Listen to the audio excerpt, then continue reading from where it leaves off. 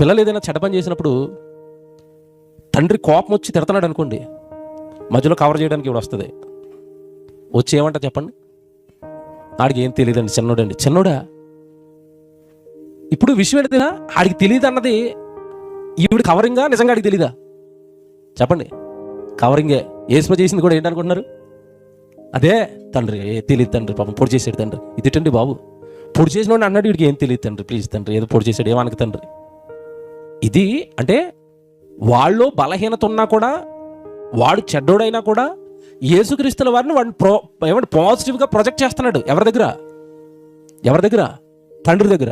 మనం ఏంటంటే ఎవరిలోనే ఒక చిన్న బలహీనత దొరికితే, ఒక చిన్న పాపం దొరికితే, ఒక చిన్న నేరం దొరికితే, చిన్న లోపం దొరికితే అందరి దగ్గర మనం తప్పుగా వ్యక్తిని ప్రొజెక్ట్ చేయడానికి ట్రై చేస్తాం. తప్పండి. అదే అలా చేయటం వల్లనే ఒకరి మధ్యలో ఒకరికి ఏం కలుగుతుందట? ద్వేషం.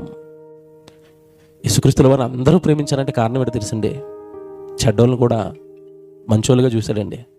వ్యభిచారం మందు పట్టుబడిన స్త్రీ రెడ్ హ్యాండెడ్గా దొరికిపోయింది. అందరూ చెడ్డది చంపేయాలి, ఇవి మంచిది కాదు అంటున్నారు. యేసుబాబు ఏమన్నాడు? అమ్మ మంచిది బాబు, ఏదో చేసింది బాబు.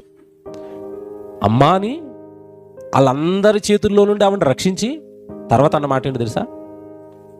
పాపి మీద జాలి ఉంటుంది ఆయనకి, పాపం మీద ఉండదు. లేవనెత్తి, అమ్మ వాళ్ళెవరూ నిన్ను శిక్షించలేదా? నేను కూడా నిన్ను శిక్షించనమ్మా. ఇక మీదట నువ్వు పాపము చెయ్యకుము. నాకు పాపం ఇష్టం ఉండదు, నువ్వు ఇష్టమే. నువ్వు చేసే పాపం నాకు అసహ్యం, నువ్వంటే నాకు చాలా ఇష్టం. ఏమంటే ఇక్కడ మీరు క్లారిటీగా విడగొట్టుకుంటున్నారు. దాన్ని విడగొట్టారా? ఈ వ్యభిచారమందు పట్టుబడిన స్త్రీ యేసుప్రభుకి ఇష్టం, కానీ ఆవిడ చేస్తున్న పాపం ఇష్టం లేదు.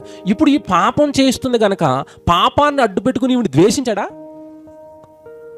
పాపమే, మనిషే. అర్థమవుతుందా? పాపం వేరు, మనిషి వేరు. బలహీనత వేరు, మనిషి వేరు. లోపాలు వేరు, మనిషి వేరు. లోపాన్ని లోపంగానే చూడాలి, మనిషిని మనిషిగానే ప్రేమించాలి, చూడాలి.